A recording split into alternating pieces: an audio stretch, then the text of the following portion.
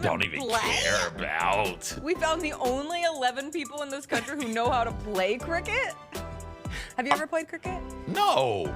I've never watched cricket. I don't know the rules of cricket. My only introduction to cricket, the Cosby Show did an episode where Heathcliff and a dinner guest were arguing about which sport was better, baseball or cricket. And they go outside and they play cricket, just the two of them. And that's all I got for you. I've got nothing else on the great sport of cricket. Yeah. Most popular sport in the world, second most popular sport in the world. And I've got nothing for you. Wasn't there a movie about cricket? Yes, with John Hamm. Oh, there was. He was finding a cricket player to come play baseball. Yes. What's that called? I don't know what it's called. I'm going to find out. I don't know what it's called. A movie about cricket with John Hamm. While you're looking that up, what was the $1 song? Million Arm. What was the song? I think I saw that in theaters. Oh, God. Why? The why is John Hamm. My gosh, that man on the big screen. My God, John Hamm and Kristen Wiig were the partners for the Actors on Actors, and the way John Hamm was just like oozing off that screen. He was talking so nicely to Kristen Wiig, and I was like, I want John Hamm to talk to me like that.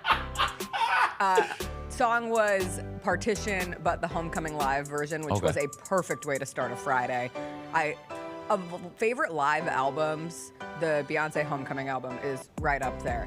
I was going to recommend to you the Actors on Actors that dropped yesterday was Quinta Brunson and Jennifer Aniston. And it was a very sweet conversation. You might not like it, but maybe your wife would like it. Got you. She watched something. The whole thing.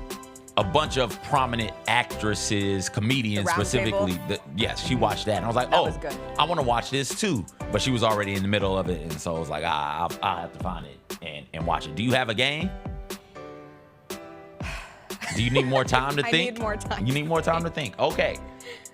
Check this out. We'll give you till the end of the show to find a game. Okay. But at the end of the show, if you don't have a game, we're not going to do this whole find a game. I was trying to find the spread for Liberty Sun tomorrow. Okay.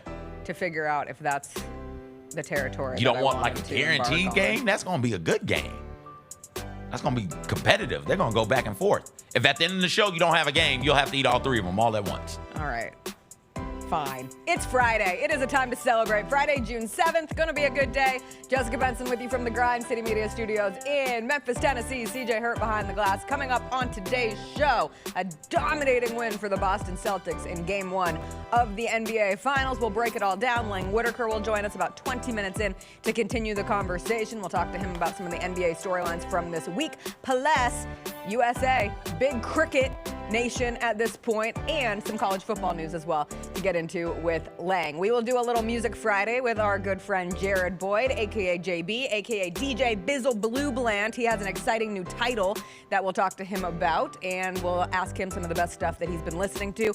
And then we have a very, very special guest joining us in our final segment, Angel McCoughtry, once upon a time Rookie of the Year. Who better to talk about all this rookie discourse in the WNBA than with Angel? She'll join us around the 9 o'clock window. It'll be Friday. We'll get into our weekend. We'll have some fun. We'll eat some jelly beans. Bottoms up. And cowabunga. Popcorn. My favorite. I love popcorn jelly beans. So good. Popcorn. I love.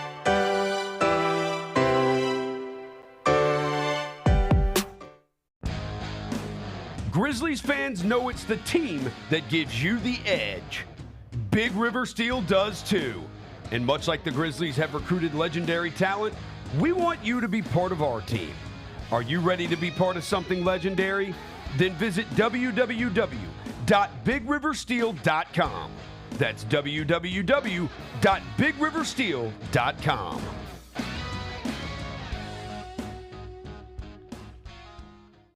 LifeCare Ambulance is proud to be an official partner of the Memphis Grizzlies and FedEx Forum. At LifeCare, they wear their hearts with pride. Their passion is their people. They want you to love what you do and where you do it. Their employee-driven culture encourages a healthy work-life balance and supportive work environment. They invest in your success and well-being so that you can provide the best care for the patients that they serve. Join the incredible team of EMTs and paramedics in Memphis, Nashville, and across the nation today. Learn more at lifecareamb.com. Now for a limited time, the new $1.99 crispy tender wraps are here at Sonic. Who could deny a crispy chicken tender with bold flavors like hickory barbecue and cheesy Baja? And we can't forget the crisp lettuce and melty cheese to make the perfect bite. Wrap yourself up with some TLC, tender, love, and chicken for only $1.99. Sonic $1.99 crispy tender wraps. Tax not included, limited time only at participating Sonic drive-ins. 36.5 vertical? Watch your head. Yeah, you said it was 44. You sure I said that? 36 and a half. 36.5 is big. 36 and a half. I've got bench press here. 18 times. 17. Okay. You always have to put a little barbecue It's sauce. all barbecue sauce. Barbecue sauce on the wings. The Chris Vernon Show, presented by Caesars Sportsbook, live weekdays at noon on YouTube at Grind City Media and the official Grind City Media app. I think we have the college basketball title futures. UConn's #1. I really like Houston. I'd have them winning it all, but you can't be giving Drake jerseys. What is wrong with you? Maybe the Drake curse is stronger in college basketball. How long has he been riding with Kentucky? He wore an Alabama jersey and Saban retired. The Odds Couple with Rob Fisher, Lang Whitaker, John Roser, and CJ Hurt, live Thursdays at 2 p.m. on YouTube at Grind City Media and the official Grind City Media app. If you look at it as far as the number 9 pick over the years, there's been some pretty good players that have surfaced at number 9. Of course, Dirk Nowitzki, who won a championship. There's been a lot of great guys, but who knows if there is a great guy in this draft. Hey, Grizzlies fans, be sure to tune in to Grizzbeat, where the panel and I break down all things Grizzlies and take a look at the rest of the NBA as well. The show is live every Wednesday, 2 p.m. on YouTube at Grind City Media and the official Grind City Media app.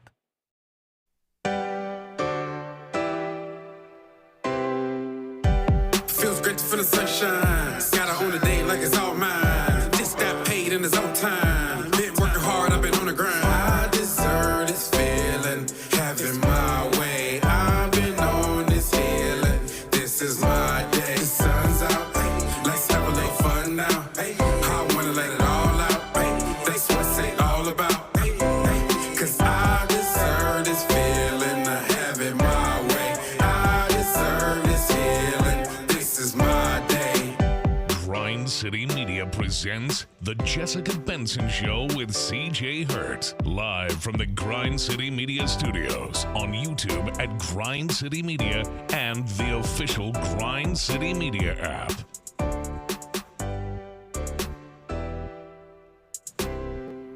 Happy Friday, everybody. We made it to the end of the week. TGIF, busy show ahead with not 1, not 2, but 3 guests coming on. Obviously, we will start with the NBA Finals action from last night as Game 1 goes to the Boston Celtics. 107-89, Dallas's lowest scoring output of the postseason. CJ, we waited all week for the NBA Finals. In the voice of Carrie Underwood, waited all week for the NBA Finals, only for the Boston Celtics to go up 29 in the first half of that game. And yes, I know that the Mavs came back and made it a game in the third quarter, which we can get into, but I thought it was a very effective statement from Boston, who had the Mavs so desperate that they were playing a little zone, a little cowardice zone in the first half. And I heard you saying from afar, we were not watching the game together, CJ, but when a team is playing zone in the first half of an NBA Finals game, it feels tough. You are over there just smelling jelly beans, just sniffing jelly beans. I have so many jelly beans to eat. Yeah, you had a bad week. I'm trying to, terrible week. I went like 2-9 on regular picks and then 2-3 on locks, and I'm trying to figure out. They do a good job with these because from smelling them, they all smell wonderful, and I know that they aren't. And since I have significantly more jelly beans than you, I will pop that one in my mouth. What'd you get? Burnt liver. That's disgusting. And it twinges on the. Ooh. I feel like that's like the internal faces the Mavs were making when they realized that there is nowhere to hide on defense when taking on the Boston Celtics. No, I have avoided the burnt liver. It hits you on the side of your tongue. That's disgusting. In a way that is truly ungodly. The Celtics and the Mavericks. They went to the zone because they got ambushed by Kristaps Porzingis. Oh, let's talk about Kristaps. Nobody was prepared for Kristaps Porzingis to come in and do that. The and smile, my God, the smile on that man's face. Kristaps Porzingis was what we would say straight cheese-in. Like, he was running up and down that court. He looked so active from the very beginning. You're able to see him taking advantage of being able to just shoot over smaller guards, get around them. The energy that he had, 18 of his 20 points coming in the first half of that game. And when he beat Lively off the dribble for this dunk, you were like, oh, Kristaps Porzingis isn't just available. He is good to go. And they made the decision to bring him up off the bench, and he was great actively on defense. And one of the sequences that we'll see at the end of the second quarter was a perfect representation of that. Boom, get out the way. What are you going to do? What are you going to do about KP? Kristaps Porzingis, who it had to feel very good, especially with how many opportunities he had to post up against the Mavs last night and do it successfully when that was such a critical issue. And here's that stretch, that was the end of the first quarter, where you see him start hitting the threes. And he was just in a rhythm. He was in a rhythm early. He has the block here on Kyrie. This would lead to the Sam Hauser three on the other side. And then Kristaps Porzingis just constantly having the opportunity to run back and get the block on Green. And the activity from him was awesome. There's no reason for me to dislike some players the way that I dislike them. When I tell you I dislike Green and everything he's about, really? I can't stand that he comes into the game and I suck my, here this bum goes, right? Like it angers me to watch him get cooked, play basketball. It does. I realized it about midway through the last series, and now last night when Kristaps hit those 2 jump shots on him and then blocked the dunk, it was another one of those things where I really do hate that guy, and I don't think anybody has any real feelings about Green. If Kristaps, that's not doable again, I don't think. What from the offensive side, what is, I think, for Kristaps is the way he was contesting shots at the rim. Yeah. And if he can do that at the rim and really make life difficult for Kyrie and Luka and the smaller Mavericks at the rim, well, that takes away the Mavericks' ability to score at the rim and get those lobs to the Liveleys and the Gaffords of the world. And I think that is replicable. I think expecting Kristaps to go off like that, especially in the first half, 18 points in the first half, is not something I think the Celtics can bank on. But if he's good enough defensively, this is a series that tilts in the Celtics' favor. I think he was rolling on adrenaline. It was obviously his first game in 40 days, and I had a friend who was at TD Garden last night, and she said that the loudest that building came before the game even started. Around 15 minutes before the game, Kristaps Porzingis ran onto the court from the locker room, and they put his run up on the Jumbotron. And so all the fans who were there 15 minutes before tip saw Kristaps Porzingis run from the locker room like a full-on wrestling moment, making his entrance onto the court at TD Garden. He hadn't been out there for warm-ups, and she said that place erupted. And he talked about it after the game, too. He said that got the adrenaline pumping. That got him understanding, like, these fans are here for me. I can go out and be as effective as I want. And then he starts having, he made 2 shots, I think, pretty quickly into that first quarter. The confidence starts to build, and he's reminded, hey, I'm pretty good at the sport. Like you said, he doesn't have to be that offensively, but he's one of the many reasons why that Celtics defense caused so many issues for the Mavs last night. And as they ballooned that lead up to 29 in the first half, I appreciated that the Mavs came back, made a comeback, got it to 8 with the Luka 3 in the third quarter, but that's where it turned into the Jaylen Brown show, in my opinion. And I know Jaylen Brown's flashiest highlight from last night is his dunk on Gafford in the second quarter, and that was beautiful. This slow motion of Jaylen Brown getting through Luka, going at the rim. It's Gafford, it's Kyrie, and there's just no hope. The right to left, right? Yeah. So much of the complaint about Jaylen Brown is that he has no left hand. Well, on that play, he found enough of a left hand to split the double and then to get to the rim. And that he had a really good game. Jaylen Brown, this is a bold statement. Jaylen Brown became one of my favorite players last night.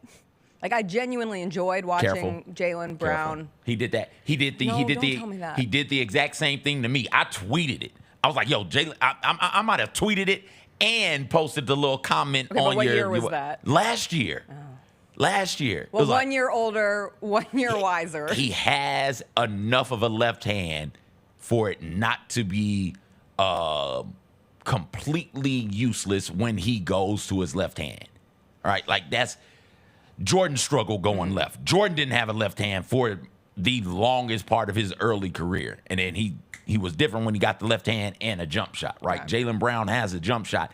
He needs to work on the left hand. And listen, you got to continue to improve year by year. You're not going to come into this league a finished product. Give kudos and a hand clap to Jaylen Brown for getting a serviceable enough left hand. Well, one of my critiques of this Boston team has been how stinking boring they are. And they've won a ton of games, not always emphatically, but I thought Jaylen Brown and that takeover in the last 4 minutes and 20 some change seconds in the third quarter after Luka had hit that big three, cuts it to 8, timeout is called. Mavs scored 2 points the rest of the way.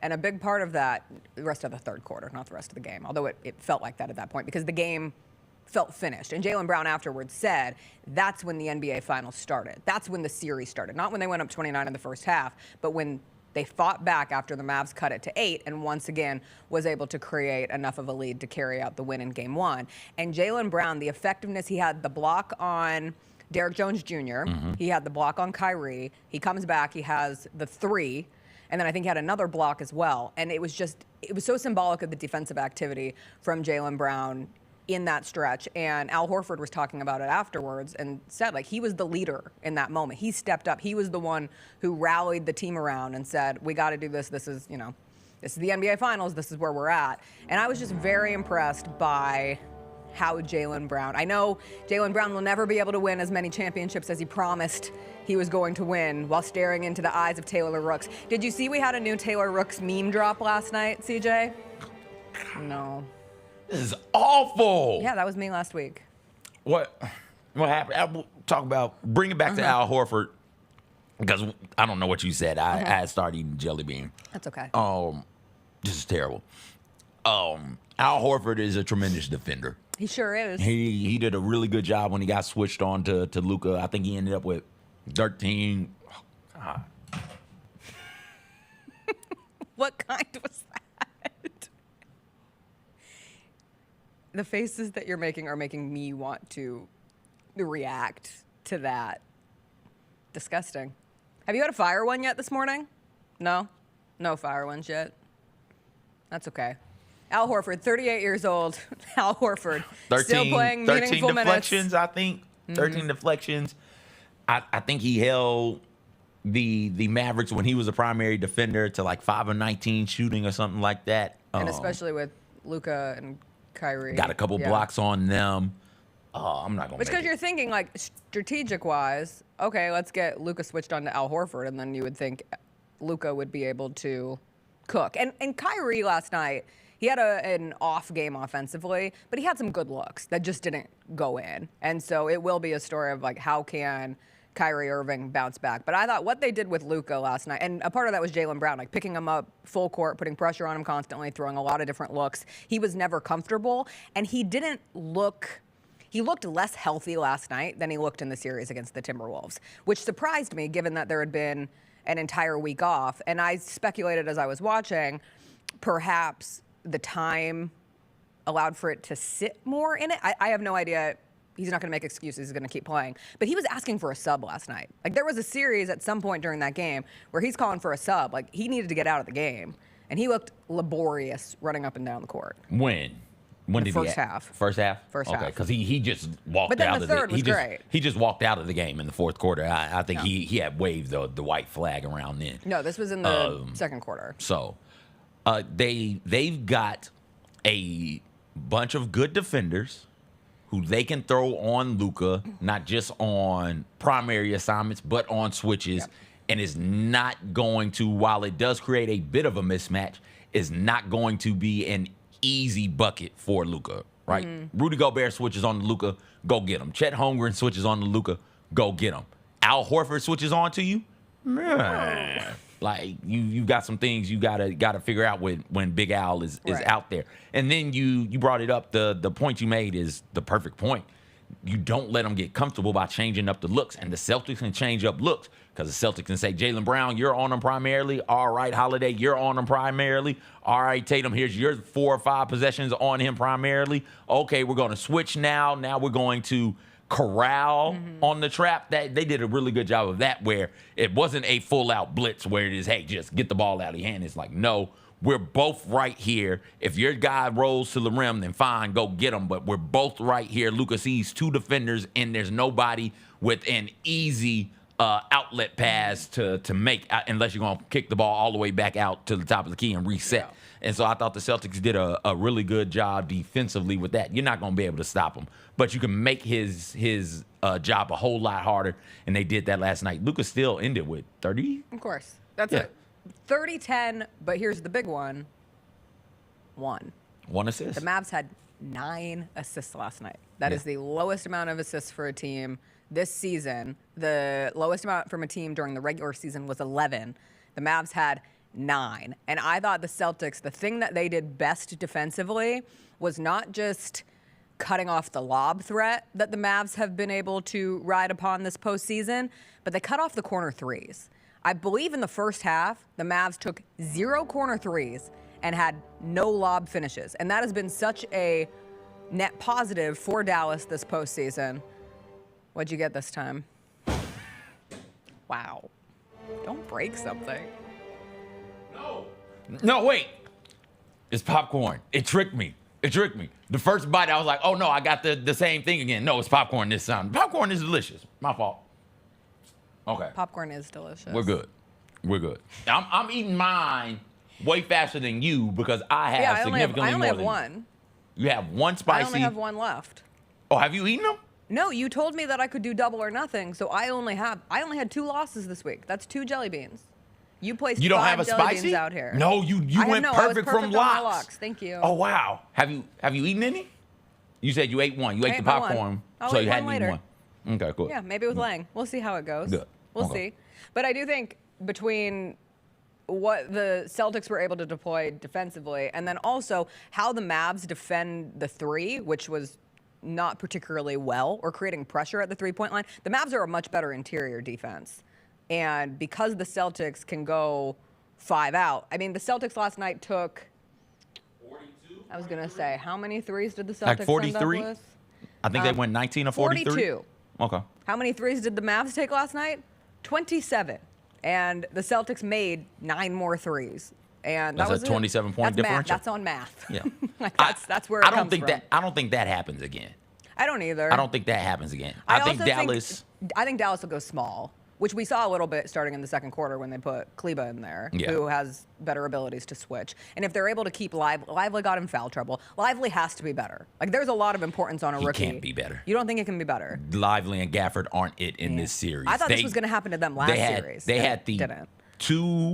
had two perfect series for them here recently with the Thunder and then the Timberwolves. You would have thought the Timberwolves would have been this. But the Timberwolves, as great as McDaniels is on the defensive side of the ball, he's not Jaylen Brown, right? He's not Drew Holiday. He's a phenomenal defender, don't get me wrong, but he's not them. And it's only one of him, right? Like, we can say what we want to about Anthony Edwards being a good defender, but he's not elite yet, if that's your argument. Yeah. If you're saying Anthony Edwards is a good defender, I'm not. But if you are, Boston doesn't have good defenders. Boston has multiple elite defenders. So Kyrie and Luka are able to get wherever the hell they want. And then those bigs for the Timberwolves are so used to coming up and help and not having the lob threats behind them. Well, if you can keep those dudes in front of you, and the Celtics did a good job of avoiding Luka's hip, because Luka put that hip on you. That hip is on you, and there's nothing you can do. They did a good job of keeping Kyrie in front of them. So if that's what you can do, and you can bother them with your linked-on switches like Al Horford did during the game, you're not getting those lobs. Yeah. They aren't creating for themselves. They need other players to create for them. If those other players aren't creating for them, those are the games you're going to get more of. I think that the Mavericks will, like you said, need to go small and need to be perimeter focused. And this could be a series where Dante Exum, Tim Hardaway Jr., or somebody like that needs to step up and make a play. You want to eat another one? Yeah, I want to get it out of the way. Then I don't have any of the rest of it.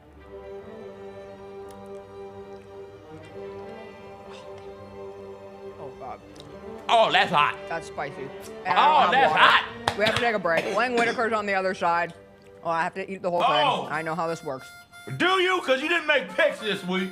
Why'd you give me a hot one? I got all my locks right, you psycho. Why did you eat the hot one? I didn't know. I thought the orange one was the hot one. I think you gave me 2 hot ones. I couldn't have given you 2 hot ones. I think you did. You gave me. You're trying to kill me. Oh, it's too hot. Lang Whitaker, when we come back, we'll talk about the NBA Finals. We'll talk about NBA news. Here, you want some honey? No, I want water. We'll be back.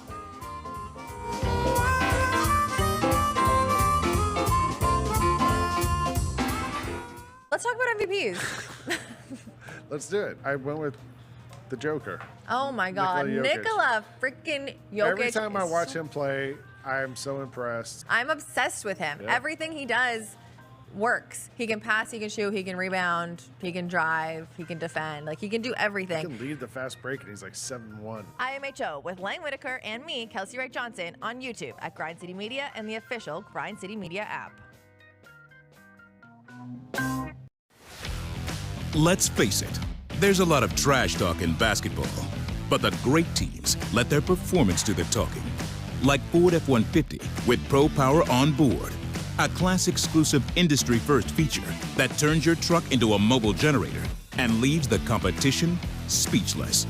Ford F-150, official truck of the Grizzlies. Greatness starts here at your Mid-South Ford dealer. Class is full-size pickups under 8,500 pounds, GVWR. When it's all on the line, you turn to the strong, the stable, the unwavering.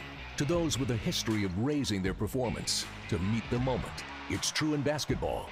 It's true in banking. Grizzlies Checking from Pinnacle. Play hard. Bank easy. Open a Grizzlies checking account with at least $100 and a recurring direct deposit by August 31st, and you could receive a $200 direct deposit bonus into your account. Details at grizzliesbanking.com. Member FDIC.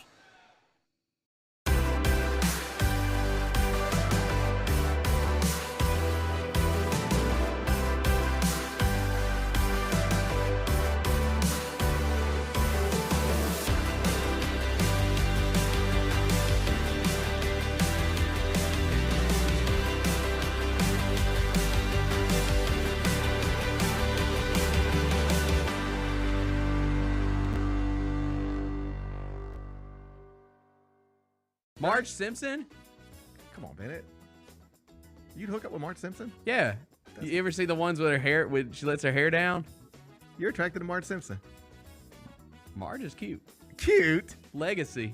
I mean, yeah. I mean, I respect her. Yeah. But she ain't Jessica Rabbit. No, she's not Jessica Rabbit. She's not Jessica Rabbit. No. The Gary Parrish Show, live weekdays at 10 a.m. on YouTube at Grind City Media and the official Grind City Media app. We have another edition. This will be the 3rd edition of the Debate Club. You guys are going to sell a shoe to Mr. Bennett Doyle, our producer over here. Oh, yeah. I saw these. I've seen these. I saw these on social media too. It's the perfect house shoe. I know, right? Like, yeah, it's not even a house shoe. I bet you they're really comfortable. You heard of unisex. This is unifoot. Oh my God. The Sneak Fest Show, live Tuesdays at 2 p.m. on YouTube at Grind City Media and the official Grind City Media app. Mike did his favorite black films of all time. Mike, where we at? If there's one movie I know every single line to, it is Coming to America. There we go. It is Coming to America. It can come on any time of any day, and I'm going to stop and watch at least 20 minutes of it. Get all of your HBCU sports and culture news by tuning in to HBCU Huddle with CJ Hurt and Mike Wallace. New episodes drop every Thursday on grindcitymedia.com, YouTube, and Spotify.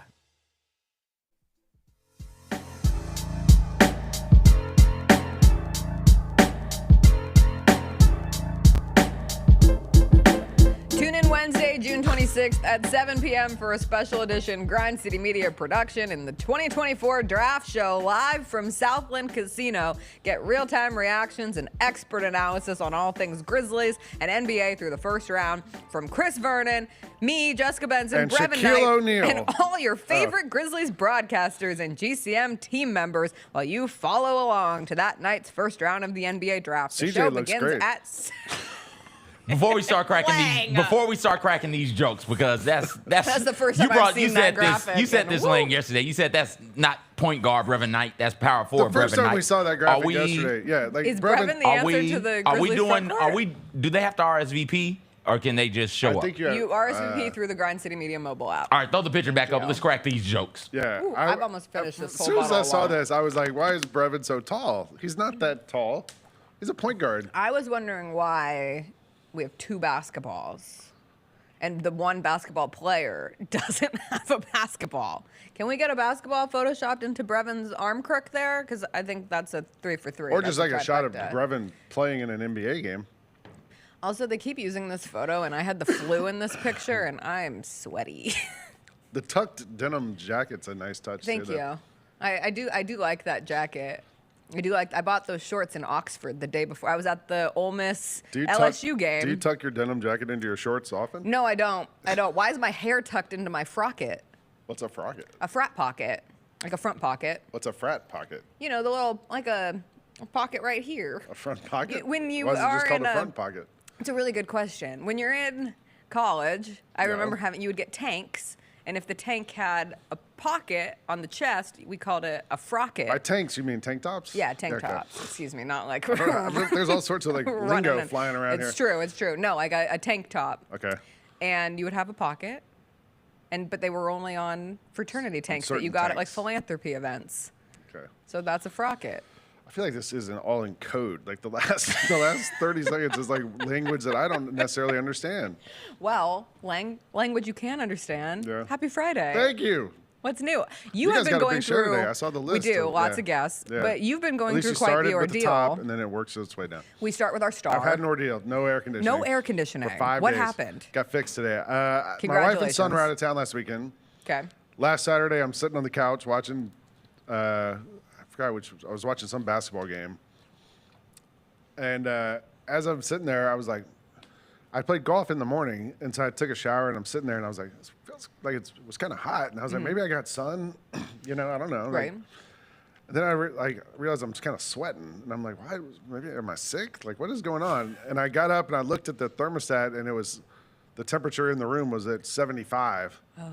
And I'm like, whoa, that's not good. And the AC was set at 71. Oh.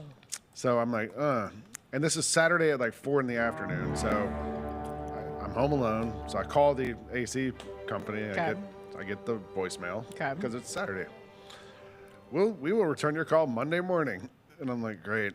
So Saturday night, I just thug it out. I just open the windows, turn on the fans. Yeah. I'm by myself. I'm like, whatever. My wife comes back. My son spent the week with my parents in Atlanta, so he was out of the picture. So my wife comes back. So Sunday we ended up, it was hot, really hot, and it was like in the 80s in the house. So we stayed at a hotel Sunday night. Monday, Tuesday, it turns out they had to order parts to fix this thing, and the parts weren't going to get there till Thursday. Okay. So we end up Monday, Tuesday staying at home in the heat. And last night also, or Wednesday night also. Yesterday they came and fixed it. 5 people came to my house and spent hours fixing my air conditioning. And now it's working. I'm very happy for you because But I spent 5 days with no AC in Memphis in summer. we did this a few years back. I don't know if you remember when all of downtown lost power. Yeah. That was because of our building. Like the generator exploded in our building, So and all the fire complaints departments had to come. Should have been directed toward but Jessica Benson This and is Chris. years. Statute of limitations is far gone. But so our building was out without power much longer than they restored it in parts of downtown, but we still had our issues. And it was August because I remember it was the beginning of the NFL season, and we wanted to go. And all we wanted to do was watch opening night in the NFL. So we went to Celtic Crossing, sat outside, thought surely by Monday Night Football we'd at least have, no, we were without it the whole time. But we would just line ourselves with ice packs. And you would wake up I didn't go that far. in water because the ice packs all melt. But the only way, because it was August versus May is a little different. I think it was 100 plus. And just the stickiness Although and the I have nastiness. to say, I told the Grizz Gamers this, like I might have discovered something because going to sleep when it's like 78 degrees with fans on, windows open, everything open as much as I could. I took a shower right before bed and would get in bed on top of the covers. Right. I had 2 of the best nights of sleep I've had in years. Really? Yeah. Sleep is good sleep. I don't know. I hate went to hot sleep. I woke up at about 5 in the morning, actually a little cool, because by that point it had cooled off, and I would grab the sheet, pull it up, go right back to sleep. I had 2 great nights of sleep throughout this ordeal. So I did last night. The AC was working. I was right back to cold sleep again because I like cold sleep, having a blanket and all that. Like, I'm a cold house kind of person. Me too. I think my mom. Please don't get mad at me, Mom. The way she was an older mom, right? I've talked like she had me in her 40s, and so my mom was going through menopause when I was young, and our house, and she had breast cancer, so going through chemo advanced the menopause quicker, and so she liked a cold house. She liked it so. Like my friends would call my house the ice box, but I was so used to it. But like our house was usually set at 65. I like my house to be a veritable like a meat locker. Okay. Like I want it to be cold. Yeah, That's I how want to be able she to like was. leave cold cuts out on the kitchen counter That's how and she for them was. not to spoil. She wanted to wear a sweatshirt indoors at all times. Somebody went viral yesterday for his wife was working from home, and he showed a picture of the thermostat that she set it at. She set it at 78. That's psychotic behavior. If you are choosing to swelter in your own home. Well, my wife works from home, and so she was having to work in the heat all week. No. I kept trying to convince her to come here because I was like we have plenty of space in there, and it's air conditioned, and you can just set up in a corner. Right. But she was like, no, I'm gonna work from here, and so if it was up to me, the thermostat would be like 83, 84. Yeah, that's like, you don't need a thermostat for that. Well, no, because in Memphis it'll jump up to 95, Maybe by 96 like real quick. So right now, like if you have nothing on, it's gonna get to be 83, 84. And then you just open the window and let the breeze blow in, man. And the mosquitoes. Well, we got a net. I spent $20,000 on nets. I got on nets. I got on windows, screens. I got screens all over my house too, but that doesn't bother these mosquitoes. No, man. Well, that's because you're closer to the river than I am. I am really close to the river. These guys are resourceful. Like I got them. The other night, the first night, they had no AC. I was laying there in bed in the dark, reading a book on my phone. I used the Kindle app. Yeah. I'm laying there. It's totally pitch black. I was like, finally cooled off. I feel like I'm gonna make it, and a mosquito zipped between the phone and my face, and I was like, oh, you got to be kidding me. I have one right here, right now, on the corner of my eye, which I've been I get mosquito bites and then they blow up. Like I have some. My son is the same way. I don't know if I'm allergic per se, you but can I have have like a mild allergy to it. So that's what I think I have. I have one here right now. I have them here. But I just got one on inner ankle and heel on the same foot that touched my shoe with the shoe on. Crocs. And it is so Crocs. uncomfortable. Gotta go Croc. I have my Crocs. I will have my Crocs. They don't bite me because I'm too sweet. Chris says they bite me because I'm too sweet. So that's how's that for not sweet rationale? enough. I guess. You watched the game last night. I did. Thoughts on the Celtics dominating Game 1 performance? If Dallas can like keep them in the half court, I think they got a shot. Like 'cause that's when they cut it to 8 in the third quarter. Yeah. But when they were like just kind of playing back and forth slowly, Dallas had a good chance. But once they got in that up and down, the first half, it was like the Celtics were just like shot out of a cannon, and like the Dallas couldn't keep up. We talked about it on the odds couple yesterday, a fine Grind City Media subsidiary. But we talked about how like the graphic that they showed, like the finals, NBA finals, it was Luka, Kyrie, and PJ Washington. And I was like, well, it seems like not quite of a big 3, right? It's like a big 2.4 maybe. I don't know what it is. You're giving PJ Washington a 0.4? Compared to those two. But I was like, one of these bigs for Dallas is going to have to do something. Lively and Gafford combined for 10 points and I think 8 rebounds last night. Al Horford by himself had 10 and 7. So one of those bigs has got to be able to do something. Lively was in foul trouble the whole game.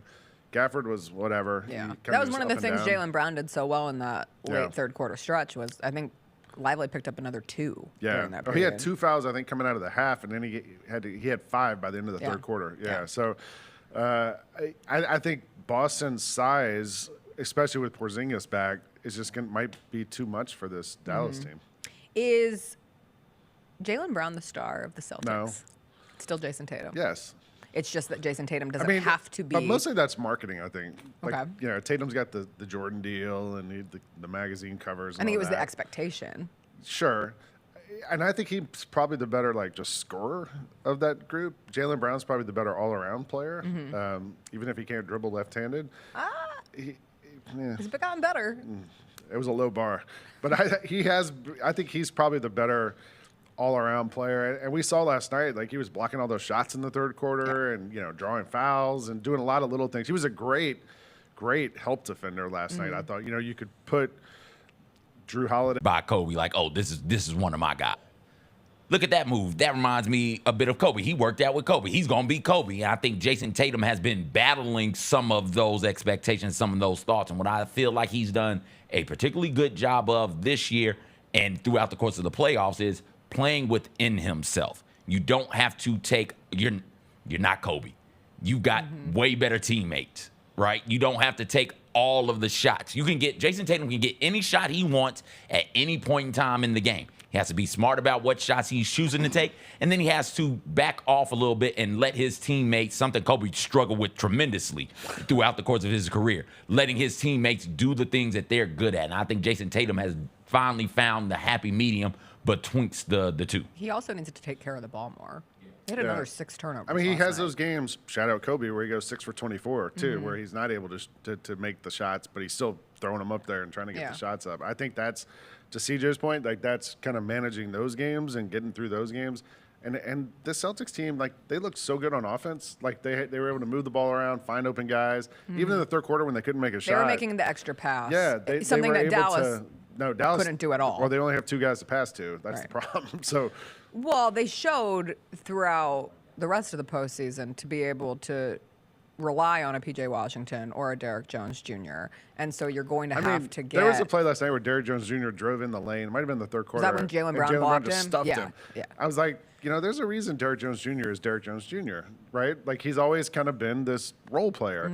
And when you're asking your role players, and something else we talked about in the odds couple, when you have your stars, right, Kyrie and Luka, and those guys do their things, but if you can kind of not neutralize them, but hold them to in check so they don't go crazy. Yeah. Then if you're asking Derrick Jones Jr., P.J. Washington, Tim Hardaway Jr., these guys to go, hey, we need one of you guys to get us 18 points tonight.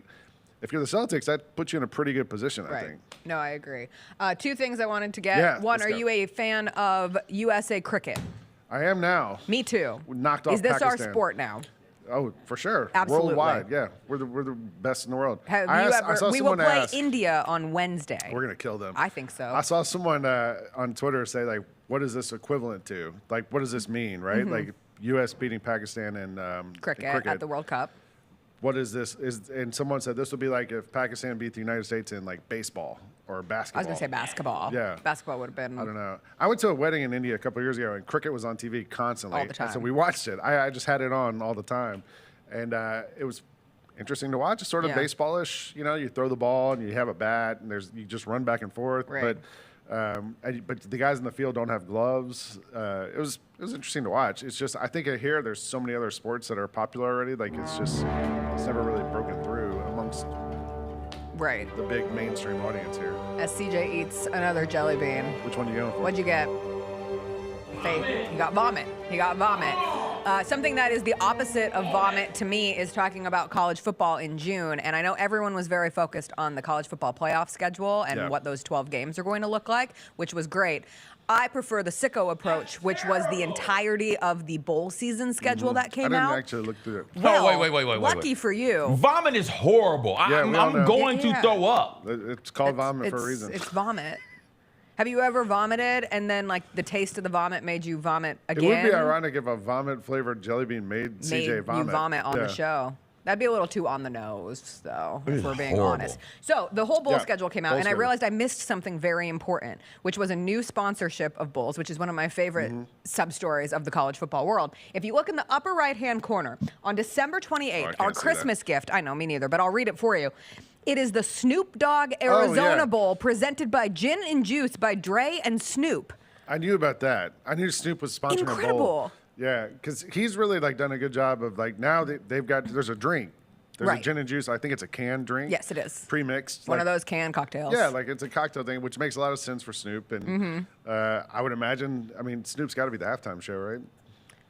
I would hope so. Snoop or the and Dre. pregame show. Yeah. Or the announcer. Or anything. I would want Snoop to be the announcer for it. Because if you've ever seen him, he does stuff for NBC Sports sometimes during the Olympics where, he does, he'll do, well, and he's alternate commentary. doing stuff with, CJ, isn't he doing the water polo stuff? He's doing something. He's doing something with the and he's like a you big said, football the guy. Olympics. Like, I'm he not plays sure. Madden a lot. I don't know if you've ever seen the videos where Snoop gets furious at EA Sports when the servers go down, or at Sony or for PlayStation. But there's lots of videos of Snoop just ranting about the servers being down on Madden. Okay. So, but Well, he's probably really into that. The other big news off of that was that the Pop-Tarts Bowl will be on national television this year. It will be on ABC, and I appreciate We'll see that them because eat the live Pop-Tart. exactly, we're rewarding good behavior, and how they can level up from last year's sacrificial Pop-Tart experience will be fantastic. I like that the final championship game is in Atlanta. The playoff championship game is in Atlanta, just down the road from preseason #1 Georgia Bulldogs. So. All right. Just out of curiosity, who's the reigning national champions, Lane? I don't remember. Oh, okay. Ohio State? I don't recall. No, it's Michigan. Don't It's recall. Michigan. Ohio State. All right. Alabama? We got to take a quick break. Jared Boyd, Michigan beat the Alabama. great JB, the great DJ, Bizzle Bluebland is going to join us on the other side. We'll do some Music Friday with JB. And still ahead, WNBA legend Angel McCoughtry will join us. She has a new documentary coming out next month, and we'll get her take on all of the discourse around the WNBA. That's after a quick break.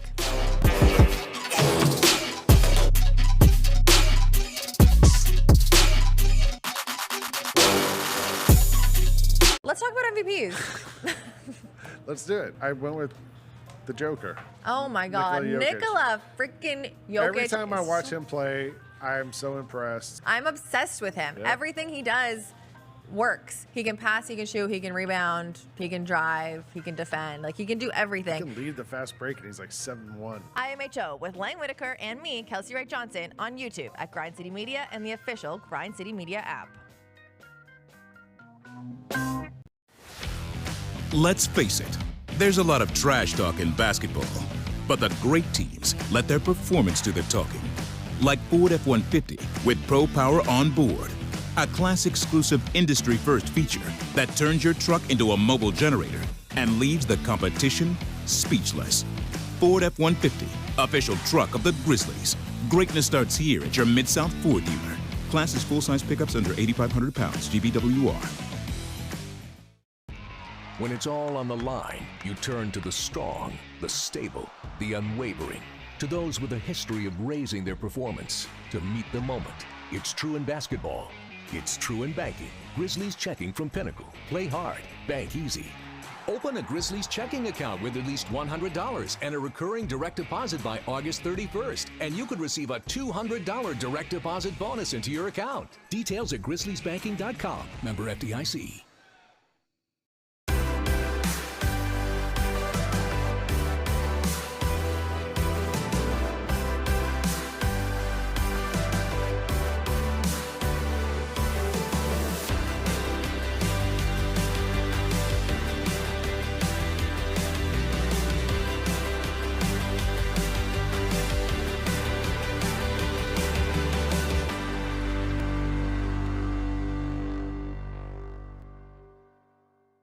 Marge Simpson? Come on, Bennett. You'd hook up with Marge Simpson? Yeah. You ever see the ones with her hair, she lets her hair down? You're attracted to Marge Simpson. Marge is cute. Cute? Legacy. I mean, yeah. I mean, I respect her. Yeah. But she ain't Jessica Rabbit. No, she's not Jessica Rabbit. She's not Jessica Rabbit. No. The Gary Parrish Show, live weekdays at 10 a.m. on YouTube at Grind City Media and the official Grind City Media app. We have another edition. This will be the third edition of the Debate Club. You guys are going to sell a shoe to Mr. Bennett Doyle, our producer over here. Oh, yeah. I saw these. I've seen these. I saw these on social media too. It's Good the luck. perfect house shoe. I know, right? Like, yeah, it's not even a house shoe. I bet you they're really comfortable. You heard of unisex. This is unifoot. Oh my God. The Sneak Fest Show, live Tuesdays at 2 p.m. on YouTube at Grind City Media and the official Grind City Media app. Mike did his favorite black films of all time. Mike, where we at? If there's one movie I know every single line to, it is Coming to America. There we go. It is Coming to America. It can come on any time of any day, and I'm going to stop and watch at least 20 minutes of it. Get all of your HBCU sports and culture news by tuning in to HBCU Huddle with CJ Hurt and Mike Wallace. New episodes drop every Thursday on grindcitymedia.com, YouTube, and Spotify.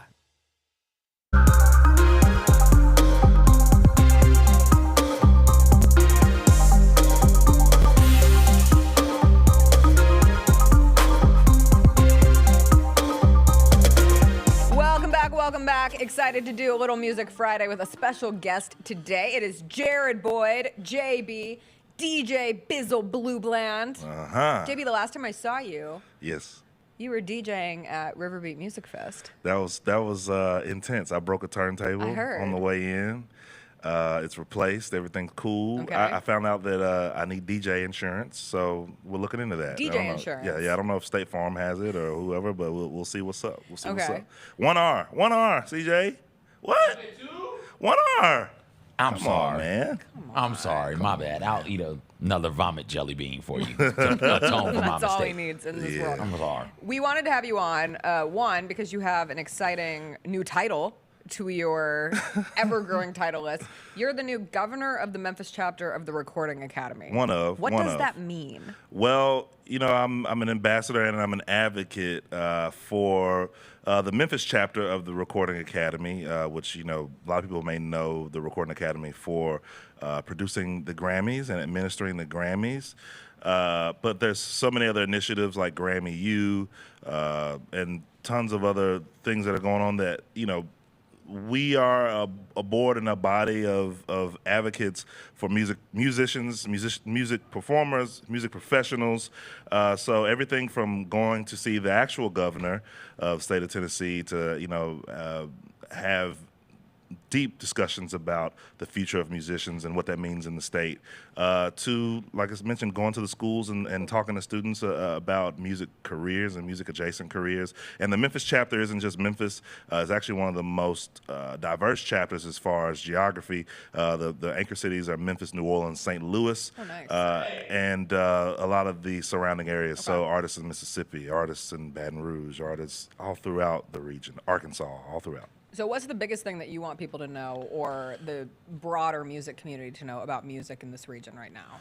Well, as the governor, well, Memphis is a chapter, and Nashville has its own chapter. So, if you want to talk about the region, that's one thing. But Let's talk about Memphis. Well, I would like to talk about the state because music drives tourism for the entire state, and it also here in Memphis. I think I look at the census report. I think music industry, arts and culture, entertainment is like the third biggest industry. I think it's logistics, medical research and supplies, and then it's arts and entertainment. When you think about Beale Street and you think about all of the restaurants and bars and all of that energy throughout the entire city of Memphis. I mean, you don't have to be in an arts and entertainment district to find it. And, it's not just the people who are on the stage, it's the people who run the sound, people who run the lights. It's the churches, it's all of it. I mean, music and arts and culture, it touches all that. I work in Crosstown every day. There's something happening up and down on every floor. I mean, we might be in the radio station doing something. Matt Ross Bang might be on the second floor. Someone might be in the listening lab. And there are students at Crosstown High School who are making incredible music and who are talking about music careers. And the advocacy part is important because it isn't easy to make a career out of something that is a creative venture. You have to weigh your own interest and commercial interest and a lot of other things like insurance when things break.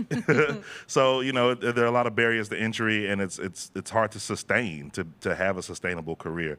And so those are the sorts of conversations that are happening when governors get together. I'm one of the newly elected governors. Also, Isaac Daniels at Stax Music Academy is another newly elected governor, and there's several governors throughout the chapter. Did you watch the Stax documentary? Absolutely. And I made it through the whole thing without crying until I got to the end and saw my name in the special thanks section, and I was like, whoa, why? What did I do to deserve that? What did you do? I don't know. I mean, did you help with the doc? Well, other than when they were in town shooting it, the crew, we sat down, we talked a little bit. They reached out to me because I write a lot about Stax as a journalist, and I've written liner notes for some records that Stax has reissued in the last few years, and we just talked. They had already said when they were doing the film that they were only going to be primary sources in the film, so people who were there, other than Rob Bowman, who's the author that he wrote the book that sort of helped to kick off the film. Everyone else was there, so I knew I wouldn't have any voice in the story, but I could maybe help with finding artifacts or something like that. Ultimately, all I did was take them out and show them a good time. I told them where I was DJing. They came, they hung out. We talked about Stax. I kind of sent them, gave them some leads on where some things might be. But on the back end, I help with some of the rollout with some radio promotion stuff. But also, if you go to stacksrecords.com, I've written a good bit of the site, just making sure that the biographies of artists, if you're curious, if there's somebody that you saw in the film, you want to know more about it, a lot of that information on the site. In the last 3 or 4 years, I've written a lot of the content on the site. So if you're Googling around for Stacks artists, you won't end up on some Angel Fire website from 2003 that's like based in the UK or something. You'll come straight to stacksrecords.com and you'll be able to get it from the source. All right. What's some of the favorite stuff that you're listening to right now? What's some music stuff that's moved you? That I'm listening to right now. Serena Wages has a new record out that's incredible. It's like a folk pop thing that's coming from the city. She's amazing. I mentioned Matt Ross Spang, who has a studio, Southern Groove, right on the hall where I work. My office is. That she did that record there. Taliba Safia has some incredible music that just came out. I'm working on some new music, doing some remixes and some production stuff for some local artists. So I'll just throw that in there. And there's incredible music happening all around. I'm a record guy, so I'm listening to old stuff usually. That's where I get my inspiration. What's the record that you keep going back to right now? The record that I keep going back to right now is "Do You See What I See" by the Barkays, which I'll be doing a seminar with James Alexander, the last surviving member of the original Barkays, next Wednesday, June 12th, at the Memphis Listening Lab. It's a part of WYXR Stereo Sessions where I and some of my friends from the station pick rare records from Memphis's past and give them another day in the sunshine and let the people who were involved come and talk about, why is this record a lost record? Why did it not blow up? Why was it innovative? Why is it a cult classic? So some deep, dark corners of Memphis's music history that you typically don't get to hear from. And we sit and listen to a record like you would like you would watch a movie with strangers in a nice auditorium setting. So. JB, you've been bringing up all of the great music in the area. I don't know if you saw this or not, but Apple dropped their 100 albums list, and there was a lot of Memphis influence, but no Memphis albums on it. What was your thought when you saw that list, man? I just decided I wasn't even going to get into that. But I saw a lot of the commentary. I didn't even really peruse. I listened to the Needle Drop, Anthony Fantano, sort of give his thoughts on it, detailed thoughts, and I fell asleep listening to it, but I kind of got the gist of it. And I saw Isaac Hayes III was talking about how his father's music should be somewhere on there, and I agree. I think Hot Buttered Soul, 1969, is probably one of the most influential R&B records of all time. But it doesn't surprise me that, sometimes people, well, first of all, a list like that is so subjective. Mm-hmm. But a lot of times, a list like that is written not through a lens that favors the actual impact and influence of Black Americans. It's sometimes funneled through the larger, more mainstream perspective, which I get it. So we don't like lists. But lists are made to be talked about, and that is often the driver of things like that. It's also an impossible feat. Well, I couldn't speak to the most influential records of all time because I've spent most of my life as a music writer, as a DJ, looking for stuff that nobody's ever heard of. And so I'm less concerned with a conversation like that and more concerned with, like, when I go in a record store, I'm like, I'm looking for something that I've never seen. Yeah. Why? At this point, I have just about everything that I've seen before. Why are you looking for that? Because a few people listen to music the way that you're listening to music. Most people are like, I heard this popular song on the radio, on these days TikTok or social media, or a friend told me about it. I want to listen to the popular things. Why are you going through trying to find those hidden gems? Well, I've built a career on finding people whose stories haven't been told yet. And those people have, sometimes they're inaccessible, but a lot of times if you can find them, they're so flattered and so honored that you've even reached out to tell their story. And being here in Memphis, where there is so much recorded music history, not a lot of cities have that. I think of some places that are really great places to live, like a Tulsa, Oklahoma, or Des Moines, Iowa, or something like that. Great place to live. You can maybe see a band, but I mean, we grew up here in Memphis in music. I mean, you take it for granted that there's industry that happens in this city. It may not be on the scale that some other cities might have it. but we're extremely fortunate to be in that list at all. And so there's so many people who gave it their best shot, and their story hadn't been told. No one reaches out to ask them about it. So I made my career on finding those people, because once I could find them, then they typically were interested in chatting. And it's a race against the clock, because we're losing a lot of these people who were pioneers and had innovative ideas and had access to equipment that maybe wasn't common at a certain period of time, or just were way ahead of the curve. And so to be able to talk to them and tell them to their face that we want to celebrate them, it's incredibly gratifying for me, and I hope it is for them. We got a chat question. The chat wants to know, is there a record that you've been looking for and you just haven't been able to find yet? Yep. The Teen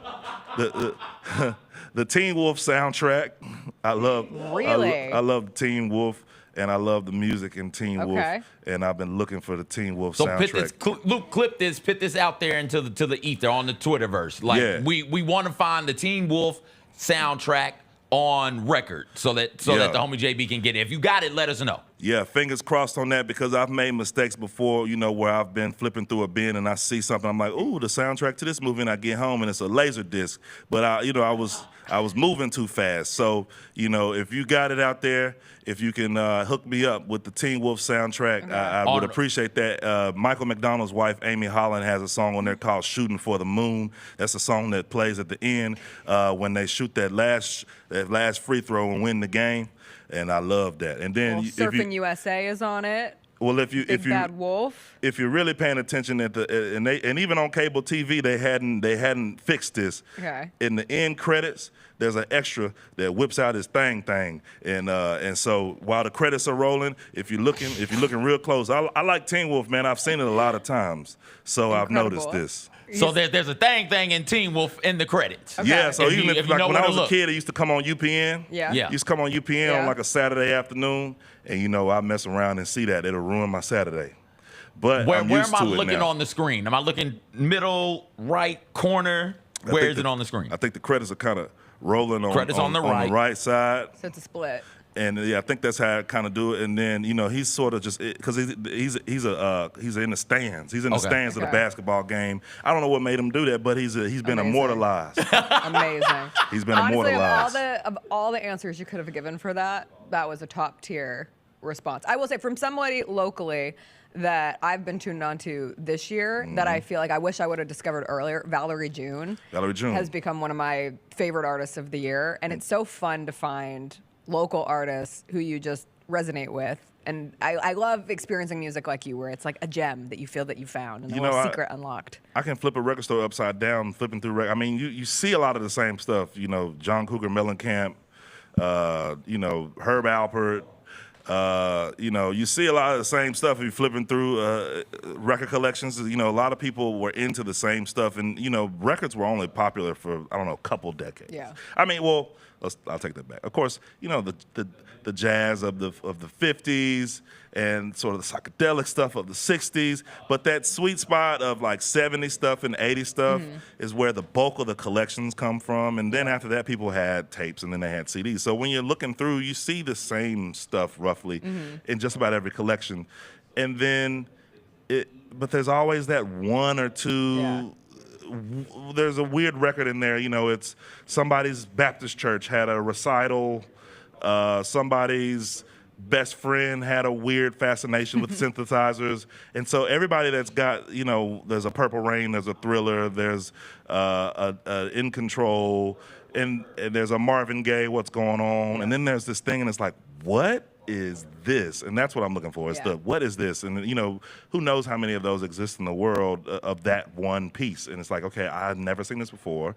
I won't probably see it again. I've flipped through so many records. So at this point, for $5, matter of fact, I'll take this whole box just to get that one thing that I don't know if I get it home, I might like it, I might not, but I know that I grabbed it and I got it on file, and maybe in 5 years my fascination will line up with that thing. Yeah. Okay, I have one last question for you, because there was news yesterday that, speaking of music within the state, Dolly Parton has been working on a musical version of her life story. So a Dolly Parton musical is coming to Broadway in a few years.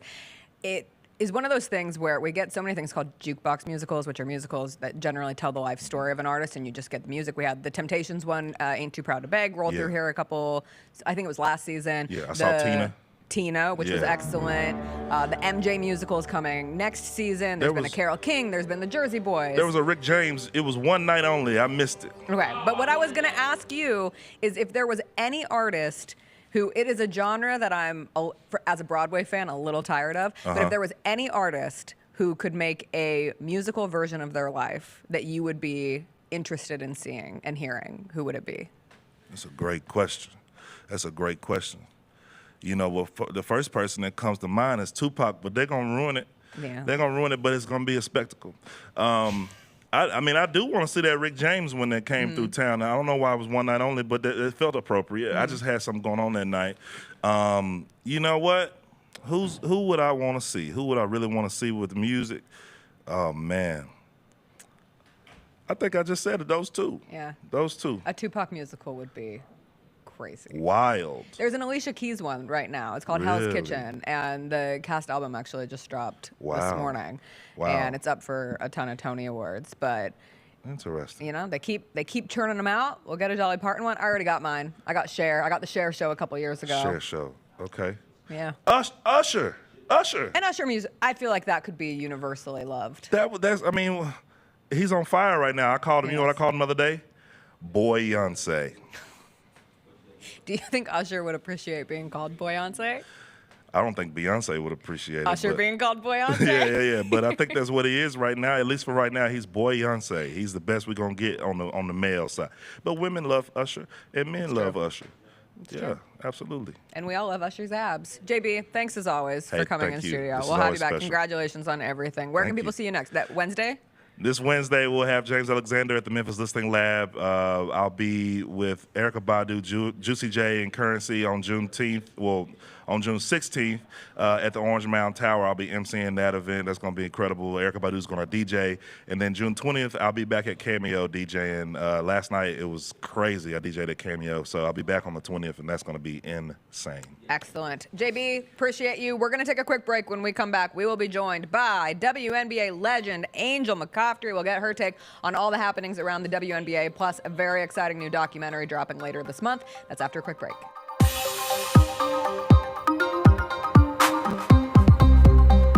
If you look at it, as far as the number 9 pick over the years, there's been some pretty good players that have surfaced at number 9. Of course, Dirk Nowitzki, who won a championship. There's been a lot of great guys, but who knows if there is a great guy in this draft. Hey, Grizzlies fans, be sure to tune in to Grizzbeat, where the panel and I break down all things Grizzlies and take a look at the rest of the NBA as well. The show is live every Wednesday, 2 p.m. on YouTube at Grind City Media and the official Grind City Media app. I think we have the college basketball title futures. UConn's number 1. I really like Houston. I'd have them winning it all, but you can't be giving Drake jerseys. What is wrong with you? Maybe the Drake curse is stronger in college basketball. How long has he been riding with Kentucky? He wore an Alabama jersey and Saban retired. The Odds Couple with Rob Fisher, Lang Whitaker, John Roser, and CJ Hurt live Thursdays at 2 p.m. on YouTube at Grind City Media and the official Grind City Media app. 36.5 vertical? Watch your Yeah, head. you said it was 44. You sure I said it? 36 and a half. 36.5 is big. 36 and a half. I've got bench press here. 18 times. 17. Okay. You always have to put a little barbecue It's sauce. called barbecue sauce. Barbecue sauce on the wings. The Chris Vernon Show, presented by Caesars Sportsbook, live weekdays at noon on YouTube at Grind City Media and the official Grind City Media app. Now for a limited time, the new $1.99 crispy tender wraps are here at Sonic. Who could deny a crispy chicken tender with bold flavors like hickory barbecue and cheesy Baja? And we can't forget the crisp lettuce and melty cheese to make the perfect bite.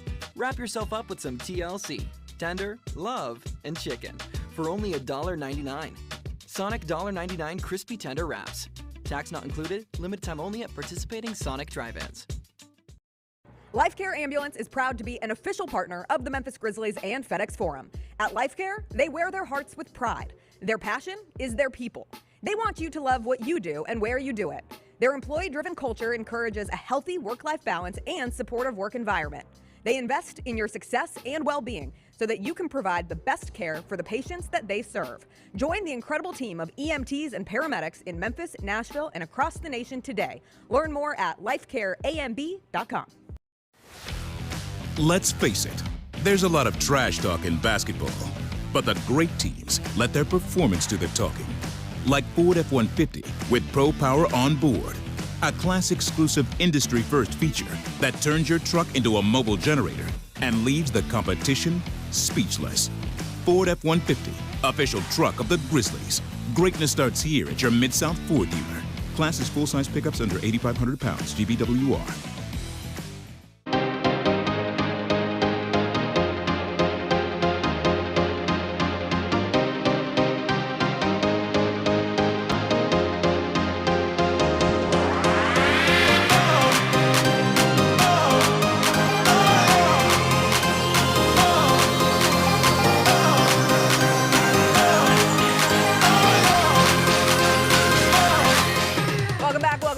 So excited for this next guest to join us. It is WNBA legend Angel McCoughtry, who just alerted us she's on West Coast time, Pacific Coast time, which means it's 7 a.m., which means, Angel, you are an absolute real one. Thank you.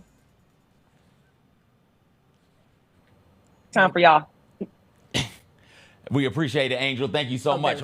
Perfect. I talked to Kenneth. I said, hey, she could just come on when she gets back on the East Coast. He said, no, she'll be fine. She's okay. So it's not all my fault. It's not, don't blame me for all of it. Well, we'll always figure out a way to blame CJ. But no, we so appreciate you being here, and it's a perfect time for it because I know you have an exciting project that's coming out later this month, and also WNBA, never been hotter, which has the good, the bad, and the ugly with it all wrapped into it. You were Rookie of the Year in 2009, so truly no better person to talk to about the rookie experience and all of the discourse popping off about rookies, vets, what Caitlin Clark, Angel Reese, and others are going through. You posted, though, that there is no way that you would ever let the other team beat up on your teammates, ever. And I'm curious what that post specifically was referring to within the W this past week. The post wasn't specifically referring to one person. Yeah. As everybody made it seem. I was talking to specific incidences that I had seen in the WNBA. You know, I had seen something with Caitlin. I had seen something with Angel Reese. I had seen something with Jackie Young. So it's been a lot of instances where I've seen girls in girls' face, teammates are stepping up, people getting hit to the ground. Where's my teammate? Who were those teammates for you back when you were a rookie? All of them. I mean, period. Girls even stood up off the bench, like ready to defend your teammate. And I'm not seeing that today. And I'm just trying to figure out, I mean, at least can one person be like, yo, don't ever grab my teammate by the neck again? I'm just confused. She hit the ground, and then they helped her up and helped her limp to the bench, and nobody said anything to Alyssa Thomas when that happened. Mm-hmm. She just walked off the court and then walked back to the locker room. I mean, at least say something to her, like, bro, what's up? Just at least say something. Yeah. So I don't know. The W is such a physical league, which you know better than anyone. What's the difference in the standard physicality that's always a part of this league and what you've seen with this rookie class? And is it different than what other rookie class have faced, in your opinion? No, I think that it's easier this time. I mean, the stuff, nobody cared when I was a rookie, the stuff I had to endure. A lot worse. I mean, you talking about girls during that time, Lisa Leslie's and Cheryl Ford's, which is Karl Malone's daughter. These girls were tough. And, when I was in, they made us get up and get them donuts and spend money, and we were broke. And they told us one time we had to get up and run a mile when we really didn't. So I got up extra early. No one was at the gym. I had to carry bags. These rookies don't carry bags and stuff. Did anybody care what we went through? No. Okay, so donuts, running a mile. What was the worst thing that you had to do as a rookie? Probably get up 5 a.m. to run a mile, and you're nervous and the night before, and no one shows up, and it's practice is not until noon, and you're waiting around for 6 hours. And then you deal with the physicality too. This wasn't nothing new. The physicality. The difference is, if my teammates were going to take up for me, though, that's the difference. Yeah. Are you trying to get back into this, Angel? Like, would you like to go be someone's enforcer? I've been trying to get back for about 2 years, and I've been waiting to get picked up. And that's, I think, what we need to work on is getting more teams, right? More spots, because other girls are getting cut. Great girls who can really play in the WNBA. So, I think that's something that, as we work on salaries for these women, is more roster spots.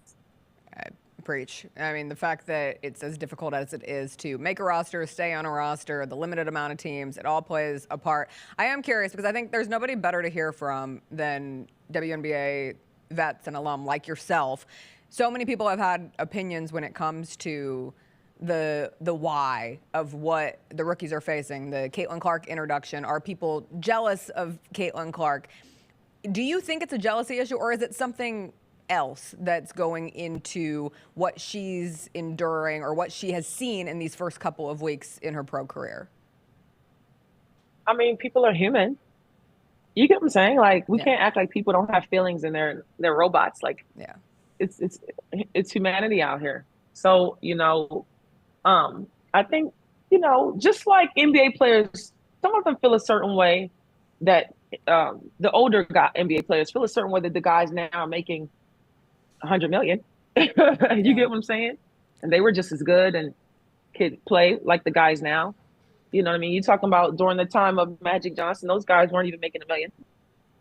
Yeah. Right?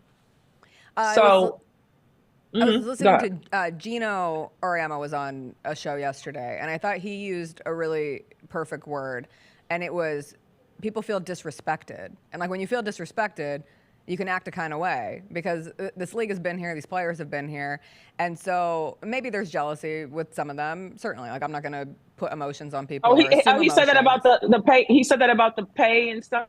Yeah, or was he talking about? Well, what he was saying too was this idea that fans and their assumption that Caitlin Clark was going to, specifically fans of Caitlin Clark, assumed that she was going to come in, run the W. If you look at like preseason MVP odds, Caitlin Clark, a rookie, going to a struggling Indiana Fever team, had the 4th best odds to win MVP. And he said those fans did a disservice to everybody and ultimately was disrespecting the W collectively. They didn't know what they were doing, but it was the disrespect that has led us to this place now.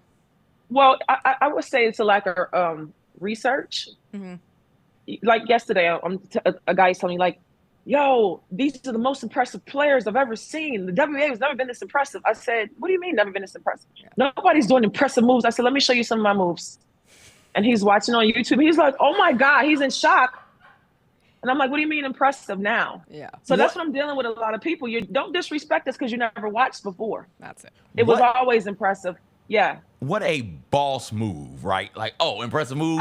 Not let me show you what some of these people were doing back in the day. No, let me show you some of my moves. Let me show you what I'm about. Let me show you some of the game I got.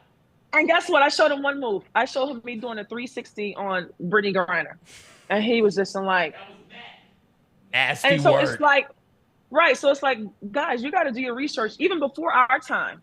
Yeah. Sure. Go back to even Cheryl Miller. They were all impressive. Yeah. So the game is not just this beautiful thing now. It's been that way. It's just that you guys are just paying attention to what we already been saying. Right. There's a catch-up factor, which is you just have to accept, if you are a new fan, that there was a world that existed. The WNBA was not plopped into the sports stratosphere in the last 2 months. It has a long and successful history, and a ton of great players have come around. I even saw you were sharing a stat where Caitlin Clark joined you and Diana Taurasi and Brianna Stewart as the only 4 rookies to ever record 35, 5, 3, and 3 games. But you did that first. And so now it is a new player as a rookie, and this rookie class has gained a lot of attention, which is great. But you also did it too. Yeah, it's just like, we're just glad that the brands and everybody are behind it, because you need the brands to push you. Right. You know what I mean? It was a point nobody knew who LeBron James was, but how did he get known? The brands push some media and all of that. So that's what we always needed. We always had something special without being promoted like our male counterparts. Mm-hmm. And look at where we were without, just last year, 2 years ago, where we were without being that promoted. So we were like, if we get the marketing behind us, it will work. And we've shown that it has. Yeah. It was really simple. I think that when I think about the WNBA, like it's great to see it growing. I feel like it's at like a major crossroads though, where hey, you got to capitalize on this momentum. Now, one of the reasons the NBA went from hey, we're going to pre-tape these finals games to oh my gosh, we got to get all of these games on national TV. Part of that was the Magic Johnsons, Larry Birds, and then Michael Jordan came in and took it to another level. I feel like the W is in that space right now. What thing or what are some things that you would like to see the WNBA do to seize the moment that is right now with all of the interest? Yeah, I would say like I do compare Caitlin and Angel Reese as like the modern day Magic Johnson and Larry Bird, because the league during that time with Magic Johnson, Larry Bird, it was about to flop and it was struggling. And then they came in and now you have the NBA what it is now. That's the phase we're at. In 25, 27 years, the WNBA is farther along than what the NBA was during that time. So now we're at that peak part, like the NBA was in the 80s, and we're just ready to soar. So the one thing we got to continue to do is just continue to grow the game, get people to know a multitude of players. Because that guy from yesterday who saw my highlight, I said, name me 10 WNBA players. He could not name me 10 people, and I was sitting next to him. Okay, so guys out there, yes, we know Caitlin, we know Angel, we know Lisa Leslie. Start to know some more girls. All right. I would ask you, because knowledge is everything, but what is one thing that you wish all of these new fans knew?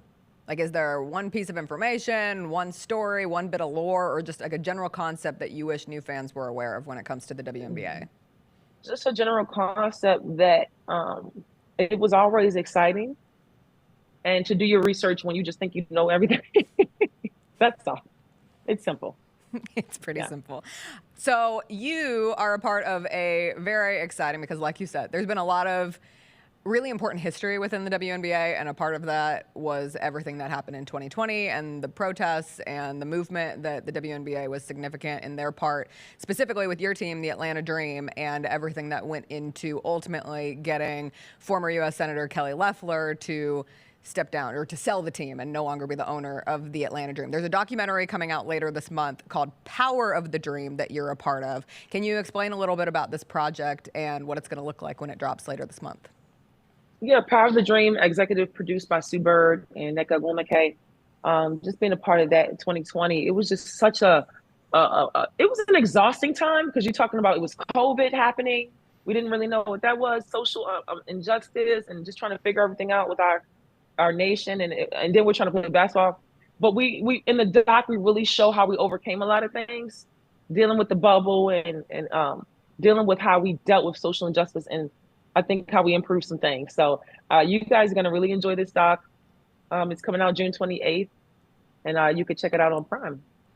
You made me buy Prime. I bought Prime for Lanier. Lanier was really, really good. Right. And I remember last time you were on the show, so I wanted to give you your flowers for that. How did Lanier end up doing on Amazon Prime from a streaming standpoint? Man, I'm surprised on how well it done. It's got 7 million minutes watched. And so people all over the world has been watching the movie. So, and then it being the first movie, we were a young crew, just learning things, but I feel like we still did a great job with being fresh and new.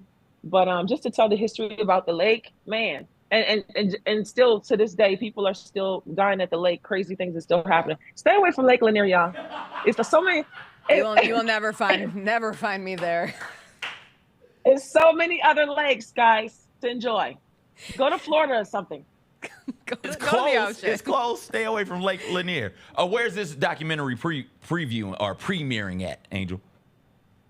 Actually, we're going to Cannes next week in France, and we'll be premiering it there and everything like that. So, but check it out on Prime, June 28th. Power of the Dream. You used the word exhausting, which I can only imagine how exhausting it was during that time. But when you think back at that period, like, what emotion comes up the most for you with everything that you guys endured? Probably frustration, because I think it's the frustration that it's 2020. Why are we still dealing with these issues? Like, we're Americans. Mm-hmm. You get what I'm saying? I'm an American. You're an American. Why we still have to even deal with this kind of stuff in a way? Yeah. And why are we still even referring to black and white. I'm American and you're American. And that's it. That's how I feel about it. I saw that you're going to be at the Olympics in Paris, right? Yeah.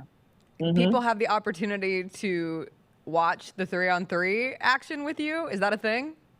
Yeah, so obviously I'm not playing in the Olympic team this year, but I'm still able to be a part of it in a way, which because it just makes it. I love it. You know what I'm saying? I still want to be a part. It brings joy to me, and so people can book the experience, partner with Airbnb, that you can come with me and watch the Olympic Games. So if you're in Paris, guys, book the experience. We're doing 3-on-3, 5-on-5 other events. Most of my events have sold out, which is awesome. Love it. But 3-on-3 is the most recent one we put up. Well, we're so excited of everything you have going on, but we do want to see you back in the W. So I'm going to give you a chance right here. What is your pitch, your plea for a team? What can you give a team right now making a comeback to the W? Angel McCoughtry in 2024. First of all, I don't have to pitch because they know. Hello? Well, you better look up some highlights. And I'm going to say this. The main thing is leadership in the locker room. That's what most team needs. We already know everything else I can do, but a lot of these teams need leadership in the locker room. Do you really think that it's the leadership, the veteran presence, especially for some of these younger teams, be it the Fever, the Sky, the Sparks, teams that have really high-profile rookies but might not have the infrastructure around them yet? Is it leadership that could be the biggest benefit of them maybe expediting their growth?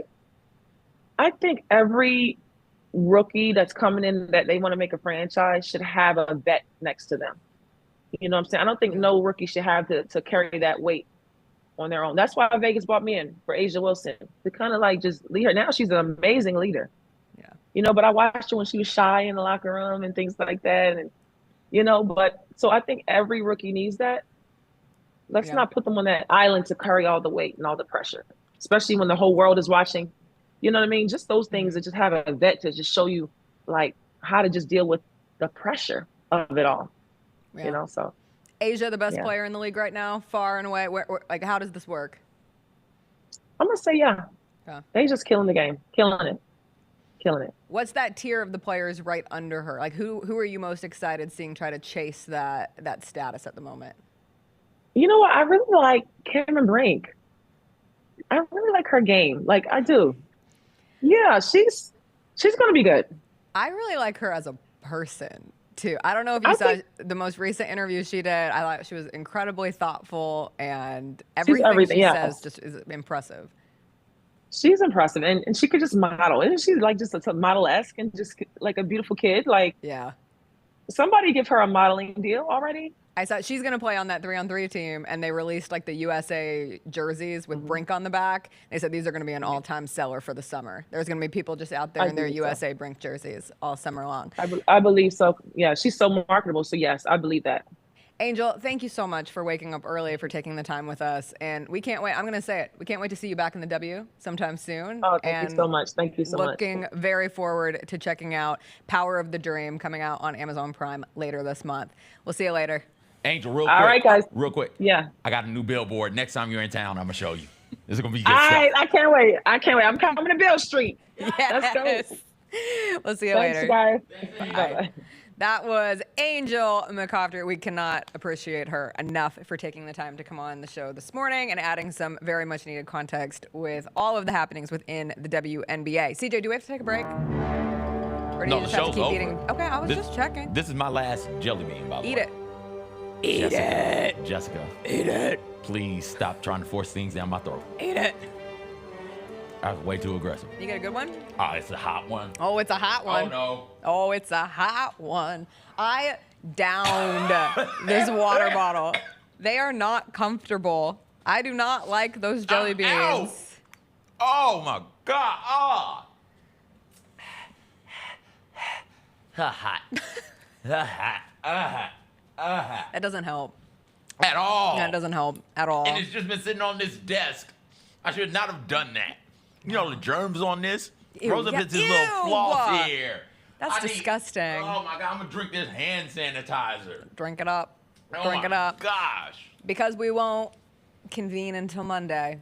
Do the Mavs steal one on the road? Do they make it a series? Our chat question of the day, is the NBA Finals over after one game? 36% of the vote say the Grizz aren't in it, so who cares? Did that win? Memphis being that one. That one. For those who do care, 33% said a series doesn't start till You know. that. You got some heartburn? Yeah. That one stuck in my stomach. Like, I felt like I was going to one day you'll have eat some bubble situations. the Band-Aids, and No, I'm not. I'm never gonna eat the You'll Band-Aids. taste it here. You'll taste it in your throat, and so you'll be like, "Oh, this isn't so bad," and then the taste will hit your Okay. throat, and you'll be like, "Oh my gosh, this is horrible." I have to pick my game for the weekend. Yes, Can I just do a straight up? it depends on who it is. The Liberty beat the Mystics on Sunday. Oh, come on. They could have a letdown game. Like, they could play the Sun really hard. Whatever. Yeah, go ahead. Let's do it. I will Liberty. take Liberty, the Just 9-2 straight up. Liberty over the 0-10 Mystics. Straight up. Up for my double or nothing jelly bean bet You going into probably the hadn't weekend. been paying attention to the ticker, but you're the sports talk host I'm talking about in the ticker. Oh, thank you. I Yeah. have paid attention. I go and I look because we have to see who's collaborating, who's contributing to the ticker, and I went and immediately saw you had already handled it this morning. And so I saw a host of area sports talk program found to have no honor. And that's you. me. That's you. That's you. I should have put your name on there specifically. Dishonor to your house, dishonor to your family, dishonor to your cow. dishonor to your cow. How did you forget the best part of the dishonor rant? Shout out to Mushu. I almost called him Mitsubishi. Oh, that's not correct. Mushu, one of the best side characters in any Disney movie. I had a little plush Mushu when I was a kid. I loved Mulan. Did you know, I thought everyone knew this, that Donny Osmond sings I'll Make a Man Out of You?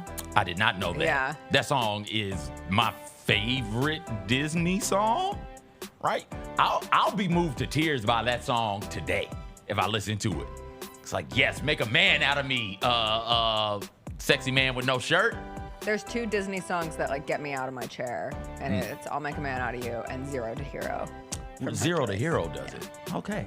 Like really moves me. Gotcha. There's a lot of great Disney songs that I can get excited about, but those are my Poor unfortunate guarantees. souls.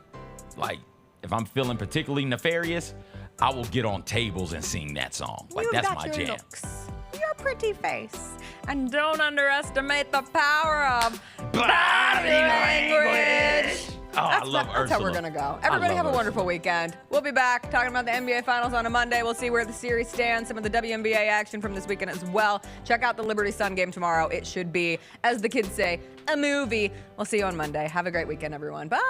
I'm gonna start bringing in milk on Fridays. Just give me that milk. Moo, moo, moo, moo. My ice cold milk.